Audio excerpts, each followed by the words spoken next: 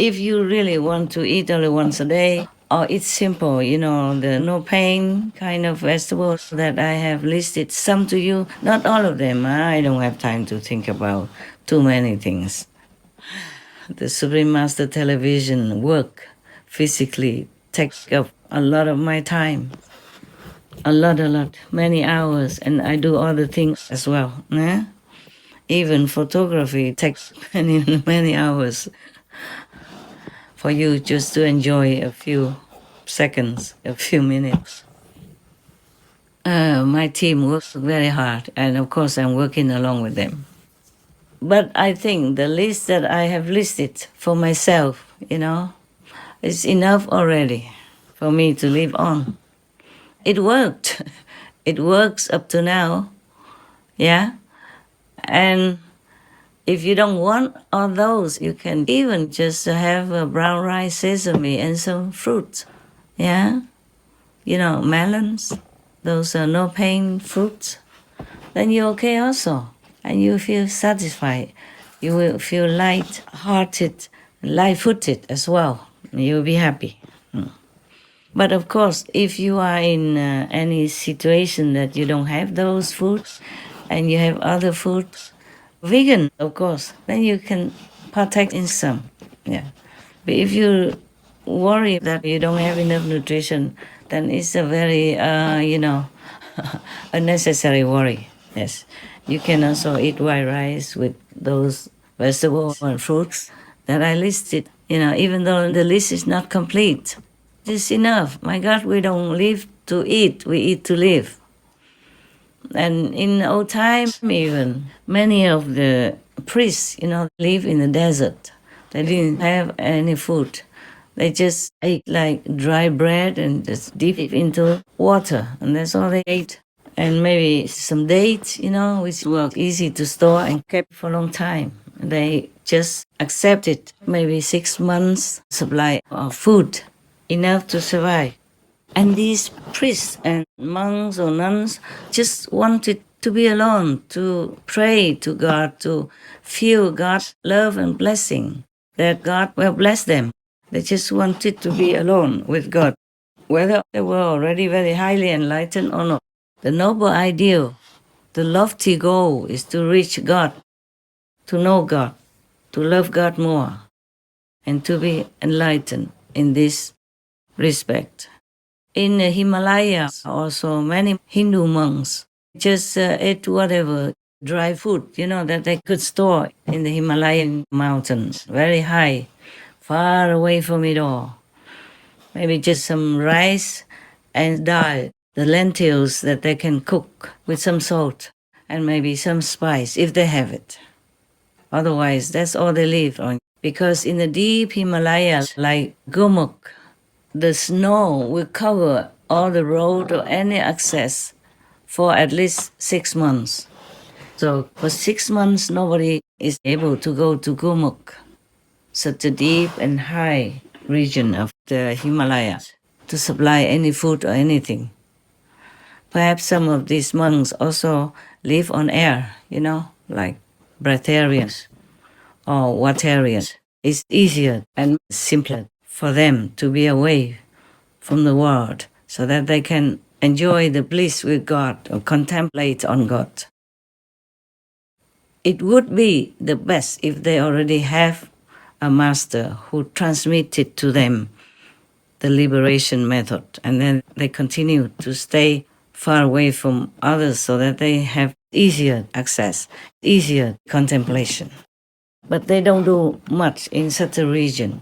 And in such an area, the air is pure, yes? The energy is pure. No disturbance of any kind. No human to go there either to bring food or to worship them, disturbing their peace. That's why they wanted to stay so far away from it all. I wish I could also, because I remember when I was in the Himalayas, it was the best time I had. I never felt any trouble. I never worried about anything. I didn't even think of the word peace or disturbance. There was no such situation or thinking or attitude or mental relation to it. You just live your life You just feel so good. You don't think of anything else at all in this world. You never want anything more in this world. Even at that time, I didn't have a lot of money at all. I told you already, I could only eat some chapati every day. Once in the evening when I came back to my hut, the mud hut, and then maybe one samosa in the morning when I passed by the old lady who made such heavenly samosa that I never tasted so good anywhere else. That was in Rishikesh. Yeah? It wasn't highest Himalayan part. You have to go up higher to Gurmukh. Then it will be the last of the Himalaya that you can reach. Further on, I don't know if any monks or nuns will stay. It's more difficult to access there. Now, I did not intentionally become an ascetic there. Seemed like in retreat. It's just the way it is, in the Buddhist tradition, when you're in retreat for 3 months every year, you just have to be alone or be with your similar community people. But you don't eat more than that, yeah? Maybe in the Buddha's time, they had more food. But in my time, I was alone in the back of the temple, which is the room used for ashes of the Buddhist believers who were dead. And then the relatives brought them there so that they could hear the monks in the front, a little far down below the temple, who recite the sutras to help them to have peace and be liberated from hell or from whatever unfavorable existence. I didn't have any people to bring food to me every day. I didn't want to. Of course, I could have asked the monks down there to help bring food to me, but I didn't want to. There were some people who wanted to visit me. I also refused, except for 1 or 2 times for my own disciples. At that time, I had a couple of disciples, and they came to visit me in the end, because I brought some new people for initiation. I did not want to see a lot of people. I did not want to see anyone. Therefore, I took just sesame and brown rice. In the first week, I had some orange juice brought to me together with that provision. But later on, there was no more left. So just sesame powder, brown rice, and salt, of course, or some soy sauce. Probably some soy sauce also. But at the end, only salt, And I survived, and I didn't feel bad or sick or anything. On the contrary, when I went out into the world, at the request of Longin people, then I began to have a little bit of a problem here and there, and then sometimes almost fatal. It could have been fatal, but then God still wanted me to live, to continue to work. Maybe that's why I survived many attempted assassinations, many life and death, medical conditions, and physical sicknesses. But it's not the asceticism that brought me to where I am or helped me in any way. It is the convenience of it that affords you to be alone and quiet, so that you can continue to contemplate on your inner meditation and not be disturbed or distracted by any kind of worldly interference. That's all, okay? But I emphasize, I do not advocate for asceticism as a way to force your body just to feel that you can.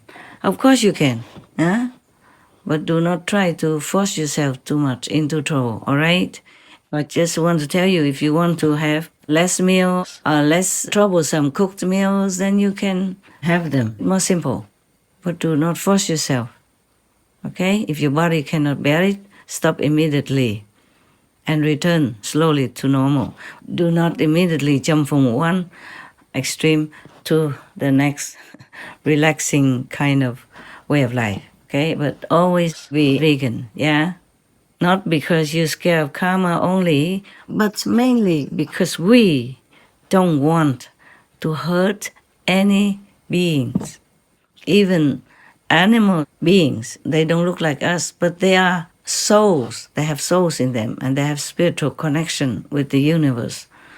Many animal people know more than we humans will ever know. They have an acute sense of knowing things that would happen before they even happen.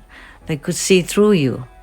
They could predict what you're going to have as trouble or as an accident. And they try to warn you a lot. But most humans cannot hear the animal people talk.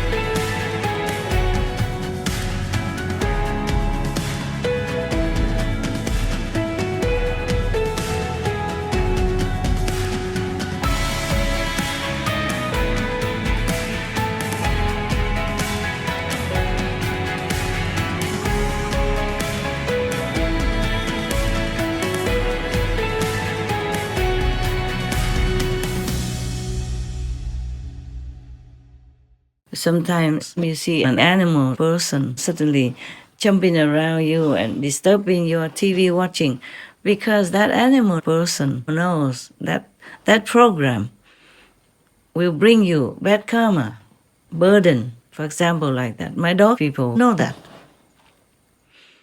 Many of them tried to stop me many times, but because I have to work, I have to know the world in order to take care of the world. So I have to sacrifice. But if you don't have to, you must not. Don't watch too many worldly programs, especially those violent films and shows. They are very, very bad for you. They deplete your energy. They drag you down to a lower level, even if you're already on a higher level, okay? Yes, they make you sick. They make you ill. They disturb your mental capacity and everything, especially if you watch it, at night when you need to sleep. Even if you are a night person, you better not abuse yourself too much mentally, psychologically, emotionally, wisdom-wise, because the nighttime is a time to rest, time to meditate and contemplate on the higher, loftier dimensions in the universe, nearer to heaven, nearer to God, okay? Nighttime is the time of the negative force who is roaming around and disturbing your peace, sucking up your energy, even influencing you to do wrong, thus creating bad karma for you and others consequently.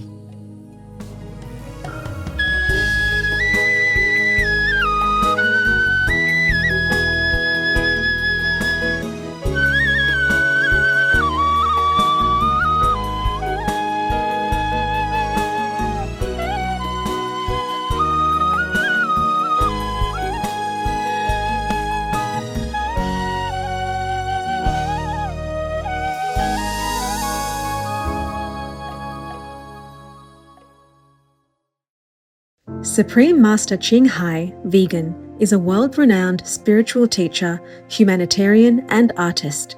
To learn more about her compassionate life and teachings, please visit suprememastertv.com/master.